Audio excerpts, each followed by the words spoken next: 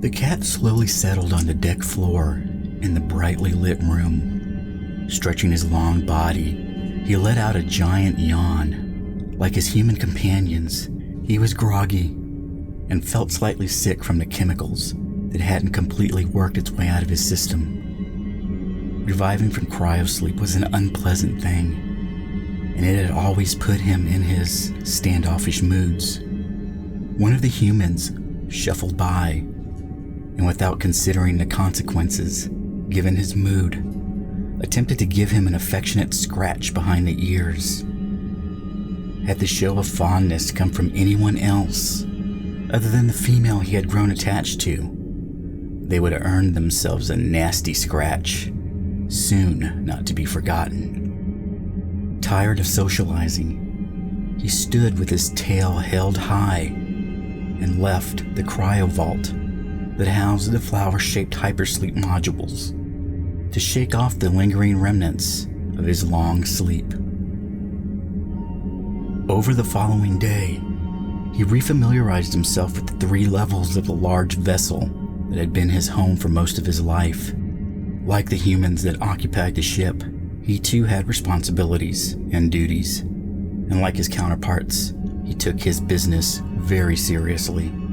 There were other places besides the vessel's bridge and engineering level that needed tending, places too small for a man to fit. The spaces underneath and between the decks were under his charge. It was his to patrol, and it was his to guard.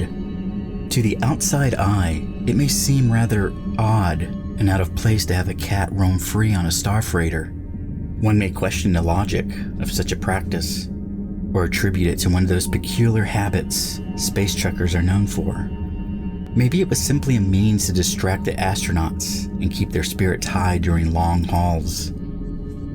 No, the ship's mascot served a specific purpose and was assigned to this ship, just like every other freighter, cargo ship, or transport in active duty with flight plans requiring cryostasis for its crew. In fact, in recent years, ICC regulations now mandated that every commissioned star freighter, Class M through Class Vega, were required to be equipped with the ship's mascot of Class Level 3A through 3D. How such a strange directive came to be was not so far-fetched as one may think.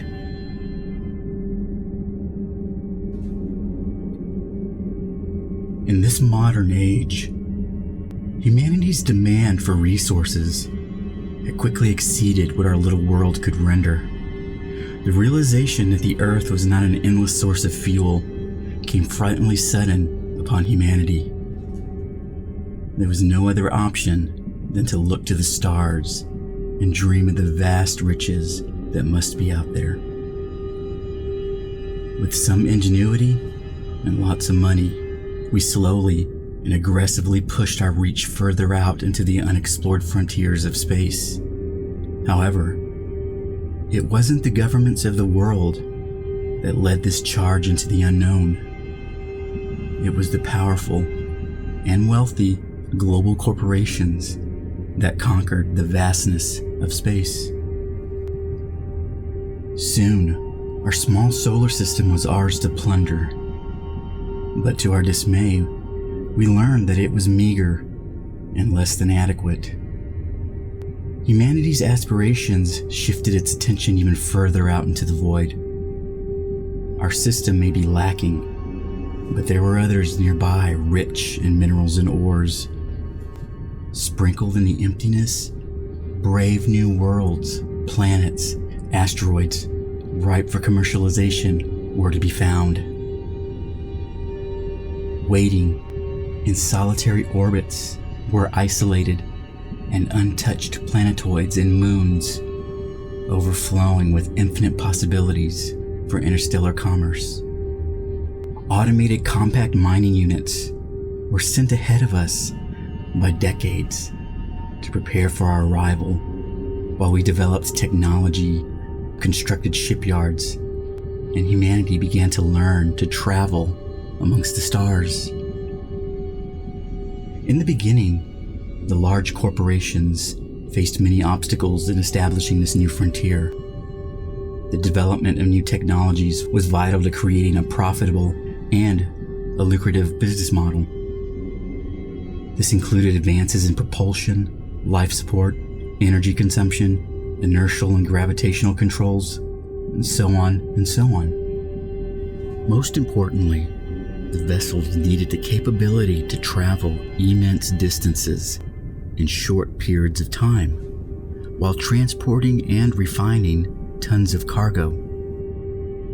All of these challenges were confronted and overcome. Man's reach slowly extended out further and further. Humanity celebrated their well-deserved accomplishments and continued to push forward, unaware of the companions and stowaways that flourished in secret alongside their human companions. The resource-rich systems were thousands of light years away. Although the sophisticated sublight engines significantly lessened the flight times, reaching mining and docking stations still required a significant time by human standards. Supercomputers equipped with multi-utility task hyper-recursive processors made high-speed navigation possible, where pinpoint accuracy and split-second course corrections meant the difference between life and death. The ever-watchful computer monitored its hull and meticulously cared for her crew like an overly concerned mother. In fact, she was so efficient that during this stage of the journey, the crew was more of an interference than a benefit to her. Little was left for her crew to do or pass the time.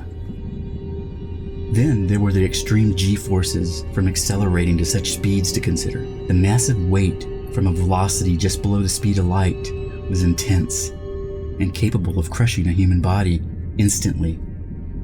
The corporate number crunchers frowned at the costs of retrofitting the hulls of each ship with thick and expensive shielding and installing powerful inertial dampeners within its decks. Research and suspended animation yielded the answer to this dilemma. It soon became standard practice for the crew to enter hibernation capsules that induced a state of suspended animation as a means of enduring the long hauls. Only the section that housed the small hibernation vault required inertial shielding to shelter the crew from the severe G-forces. The vessel would power down, and the halls and corridors darkened, and equipment and systems came to a stop. The air thinned, and the ship was alone and unwatched. That was when they came out, free and unhindered to claim their lands. The vermin. Alongside the spread of humanity into the stars came their filth, waste, and garbage. The pests and vermin who thrived in these conditions of squalor found their promised land within the tugboats, mining facilities, outposts, docking stations, relay communication hubs, and military deployment command centers. Infestations were not an uncommon sight for commercial tug ships in those days. Regulations were lax and rarely enforced. Surprisingly, the design engineers were baffled these small creatures could even survive the extreme forces encountered from a ship's sublight accelerations and decelerations. They should have been crushed and smothered against the bulkheads. And they were not. Even though life support was powered down, the complete evacuation of the environment in such large vessels was not possible, and not to mention not economical. Still, the thin air should have hindered the little beast's activities. It did not. Space travel seemed to have an odd effect on the animals. They flourished. Not only did they prosper, but they adapted rather well to the harsh conditions of interstellar flight. They developed powerful circulatory and pulmonary systems. The little beast's muscle mass increased, and bones became as durable and flexible as the most advanced polymer. Initially, little was done if a ship reported a vermin infestation on its decks. Again, the company executives frowned at any expenditure that eroded their profit margin, such as a full extermination and continuous pest control expenses of their fleet and facilities. It was rare to see an approved requisition for an extermination request, and the filthy stowaways eventually became just an unfortunate reality of life in space. Before the Shotwell disaster, bribes and payoffs were more than adequate for the regulatory agencies to turn a blind eye to the problem. The USCSS Shotwell exploded just outside Beta Prime Reticuli system. With the investigation concluded and the outcome buried deep within the high-security vaults and mainframes, business went on as usual. Things changed in 2119 when the failure analysis was leaked to the public by an innovative and skilled hacking organization. The public was outraged to learn that the destruction of the USCSS Shotwell was the result of severe internal damage to several of its primary systems. People were horrified and enraged to learn the sensitive network of vital wires and modules that ran within the walls and decks shared space with massive populations of rodents and pests. Again, the company executives frowned at the costs of the elaborate deterrent systems needed for each of its vessels. An adequate pest control system was expensive and intricate. It needed its own dedicated AI to be effective. The days of simple mousetraps and poisons were a thing of the past. It required sophisticated motion detector sensors, pinpoint accurate laser targeting, and automated network drones capable of a complex maneuvering and tracking abilities. Dr. Sauvignier was a man known for keeping an ear into everything. When the series of events came to the attention of this clever and ambitious R&D division head, he saw an opportunity in the midst of failure from his recent debunked and ridiculed projects. He proposed a simple solution to the board of executives, the Feline program, a top-secret research project recently defunded and canceled. The purpose and goals of the venture were never publicly disclosed. However, it was not uncommon in those days for corporations to engage in underground biogenetics and unethical bioengineering practices. As long as the potential for profit could be argued, ethical and moral research could be ignored. The Feline program had been shut down during the beginning of its embryonic stages of development, despite the good doctor's best efforts. Dr. Sauvignier proposed to the board of directors a plan to introduce one of his products into the ship's corridors, a genetically modified member of the Felis catus felis species. Relying heavily on the boasts of his inexpensive manufacturing process and high-quality development of his designer animals, he mesmerized them like the car salesman of old. He sold them with claims of a product adapted to space travel, engineered with enhanced intelligence, sensory capability, and increased stamina. It was the perfect solution. Everything the environmental pest control systems had to offer was contained within these small creatures for a fraction of the cost. The Feline program launched with immense success. The Feline product was given full access to the ship during the active periods of the ship, such as departures and docking approaches, as well as any active time periods during inter-flight duties that crew revival was required.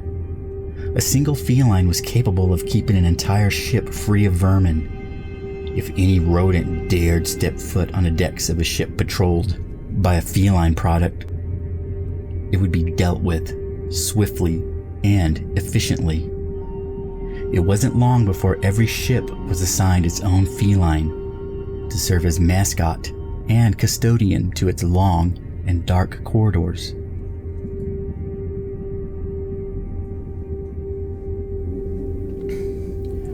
The ship sat on the surface of the small planetoid. For the past 14 hours, its hull was battered by massive gusts of wind and debris from a harsh and cold atmosphere. Within its pressurized walls, the cat sat on a cushion in one of the several lounging cubicles in the galley. He was mindful of every nook and corner of the mess hall. He was nervous from all the recent activity. The humans were on edge too, he could tell. After the rough landing that fiercely shook and rocked the ship, and had ended with explosions, smoke, and alarms, the halls were filled with activity. He had had enough of this disruption to his routine. He retreated to Module 12 on sea level to try to take a nap in his secret safe spot. He sensed it even before he had completely awoken from his slumber. It confused him at first. Something had entered his territory. He felt it with his finely tuned senses. The sensation seared his nerves. It tingled with a strange vibration so unfamiliar to him, so alien. Yet he knew it was dangerous and an enemy. It was absent of scent, and its presence flickered in and out of his awareness. Still, it aggravated his senses so persistently. He rose slowly. His ears flattened, and he dashed into one of the ship's networks of service shafts, installed just for him. These passageways allowed him to gain access to anywhere he needed to go to perform his duties. He poked his head out into the staging area of the main airlock. A commotion had caught his attention. He felt the irregular presence even more intensely, but he could not see anything. The source of this intruder continued to evade him in spite of its proximity. He watched as the hatch to the inner airlock slid open and the humans rushed in to help one of their companions. He seemed injured. The cat's focus studied each person in the airlock. Something was wrong with one of them, but he saw nothing that would trigger his senses so harshly. He hunted and searched with a skill second to none. There was no doubt something was on the ship, his ship. Something was hiding from him, something very good at hiding. Suddenly it was gone. It snapped into nothingness as if it never was there. It was as if the intruder needed time to adapt to its new environment and adjust its ability to cloak itself. The cat had missed his opportunity. The presence had disappeared, leaving the cat confused and uncertain. The next day, the cat continued his constant prowling of the ship's decks.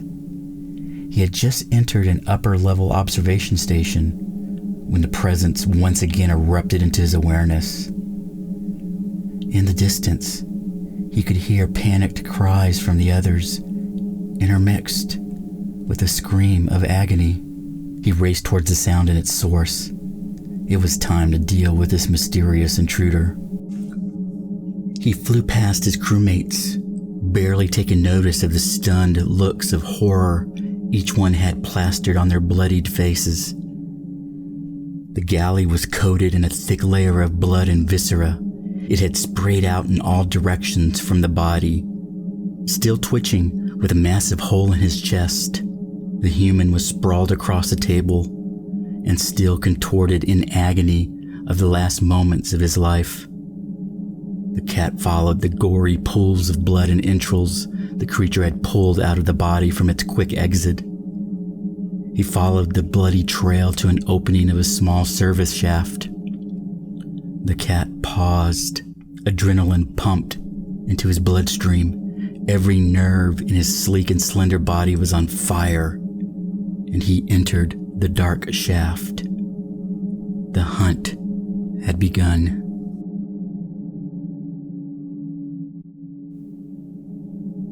Three levels down, the cat slowly entered the partially opened hatch.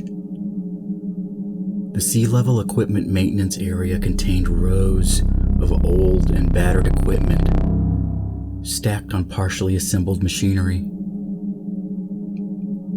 Dripping water from the coolant system fell from above and echoed over the deep, rhythmic hum of the massive engine drive. The cat walked under the erratic cling-cling of chains, slightly swaying from the upper levels.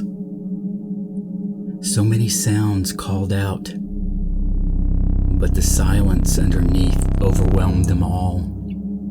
The cat took in the environment and was aware of the tiniest of sounds.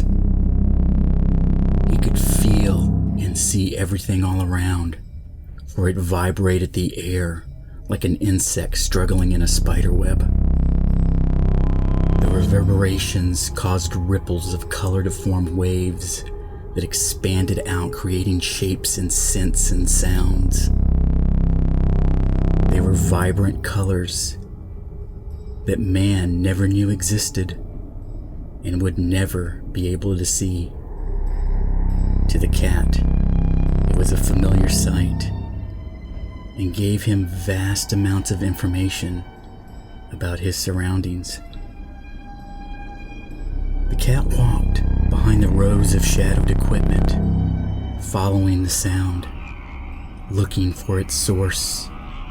His whiskers were long and rigid, capable of detecting micro changes in air density from the minutest of movements.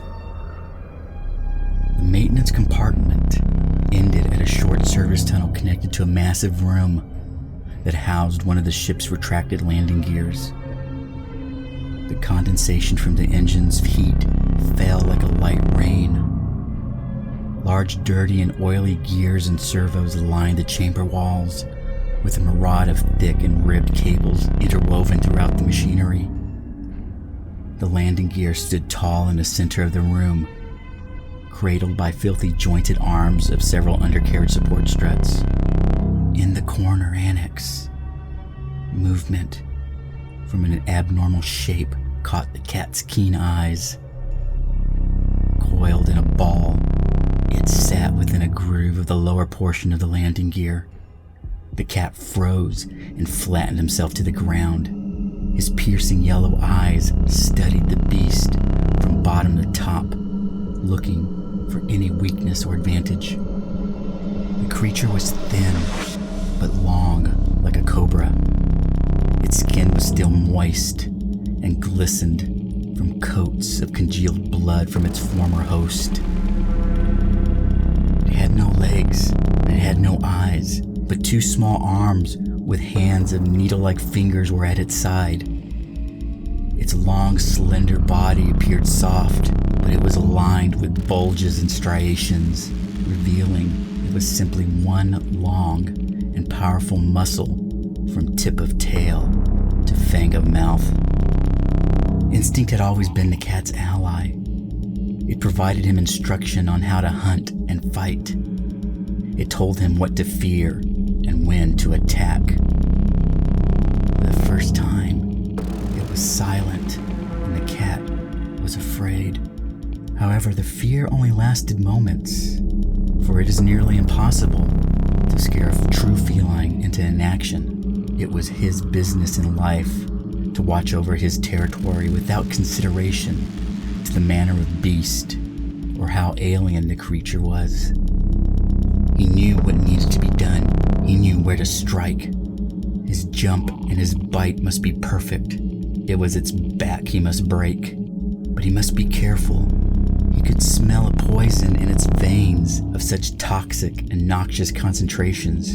He feared even a single drop would mean his death. His bite must be powerful and precise, but not directed at the delicate flesh under its jaw. No, his strike must land on the back of its head, where the skull meets its backbone. The monster was still and coiled in a corner over a container containing mostly junk, various tools and equipment. Its abdomen was heaving deeply until it regurgitated a straw-colored, viscous mucus over the objects. The thick, sap-like fluid slowly ran down the surface of the objects and onto the floor. Wispy streams of smoke began to rise from the glistening coat of slime that covered the metal and plastic materials in the corner. Gradually, the objects began to melt away and collapse as the atomic bonds of the material shattered and separated. The snake-like creature lowered itself into the smoking sludge and started to ingest it. The time to strike was at hand. This was the moment to attack. Every muscle in the feline body tensed. Muscle fibers pulled and contracted, building up as much energy as possible. He pushed off the ground, releasing an explosion of speed. The cat hurled his body through the air and launched himself toward the unsuspecting beast. The whole of his attention, the entirety of his being focused on one spot, one target, the base of the creature's skull.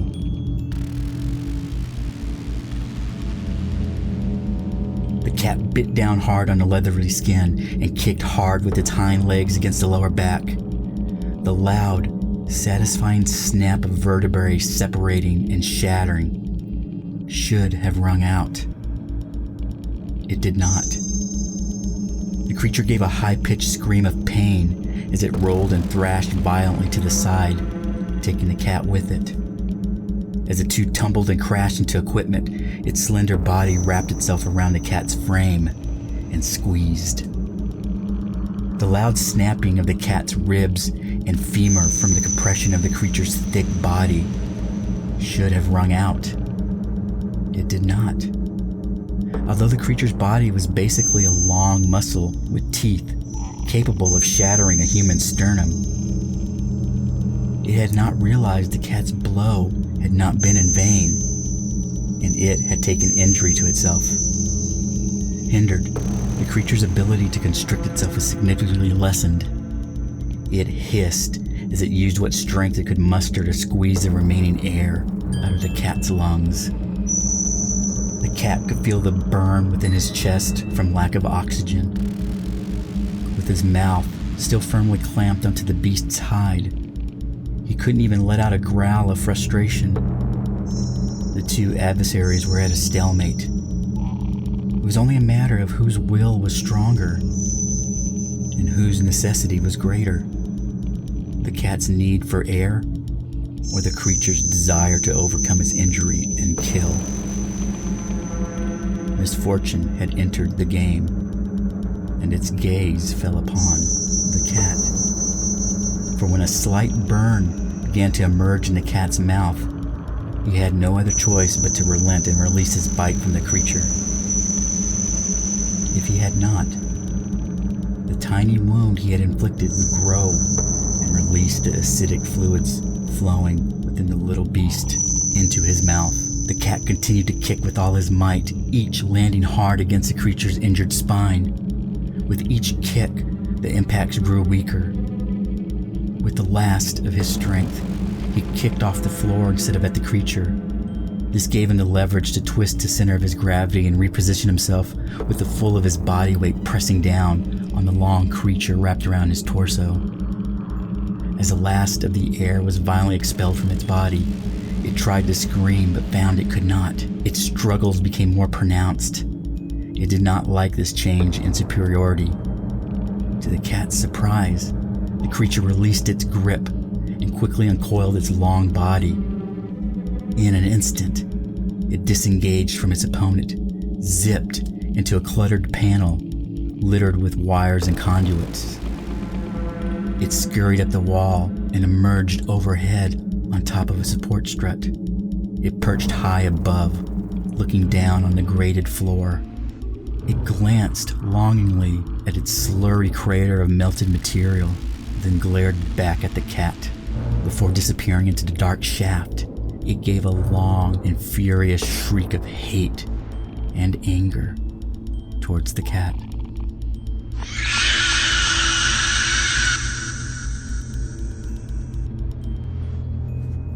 The cat looked up into the air duct shafts within the steel framework where the corpulent tail had disappeared. He stood and fixated on the open shaft with perfect stillness, a trait not obtained from the modifications or tinkering of a lab.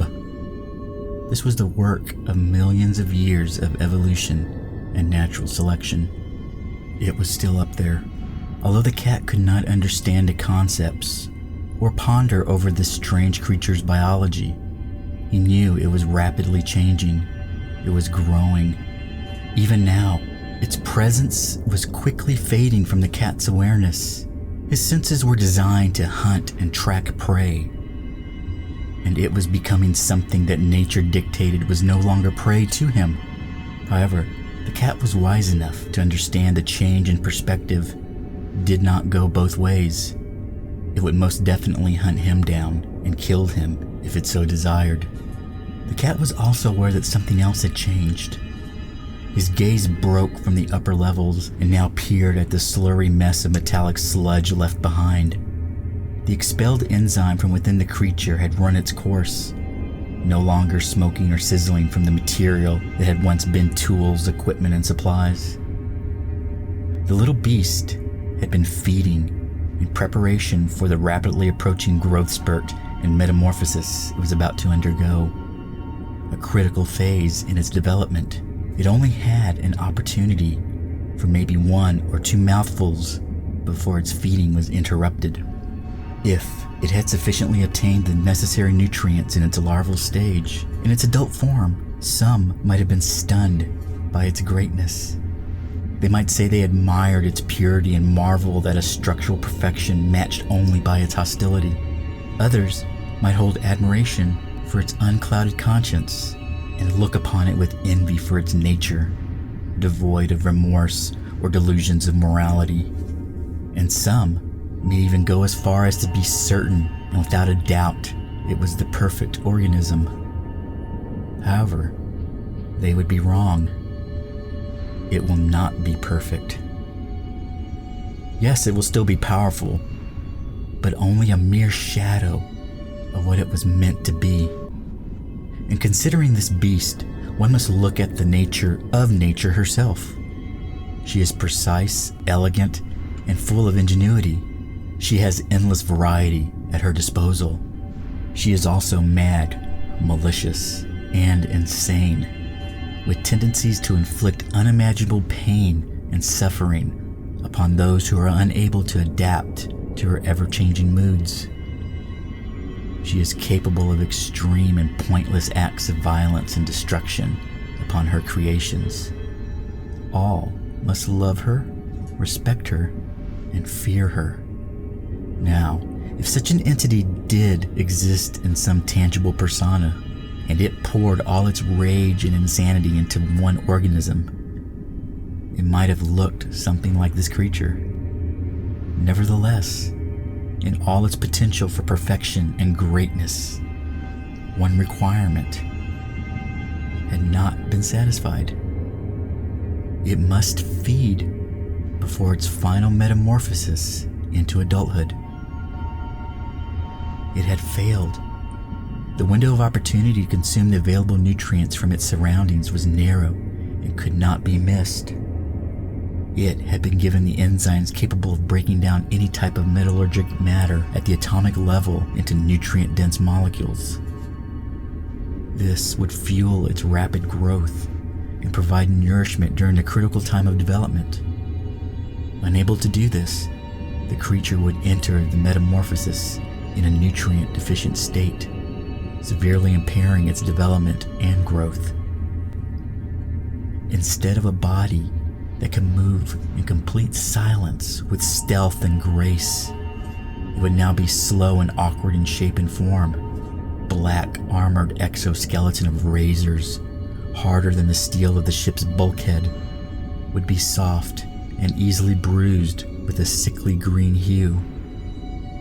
The strong and rigid tail, capped with a bladed tip, would not whip or snap or stab at its victims. It would drag uselessly and limply from behind, absent of almost all dexterity. Gone would be the primal rage that defined its species. Absent of its bloodlust and frenzy-induced fury, it would take a more reserved approach, hiding within the darkness and moving silently in the shadows. It would be patient instead, using stealth to pick off its prey one at a time. As the last of his perceptions of the alien creature flickered out of existence, the cat turned and carried his battered body out of the dark chamber. He looked up into the ventilation system one final time before exiting. Exhausted, the cat found a quiet and isolated compartment to rest and recuperate. He pondered the day's events and accepted the battle had not been won, but neither had it been lost. Maybe, just maybe, through his efforts, the humans on board would now stand a chance at survival. Maybe the balance had been tipped just enough in their favor for some of them to survive the approaching nightmare about to descend upon them. He lowered his head and closed his eyes. Sadness lightly settled upon him just before sleep took him away.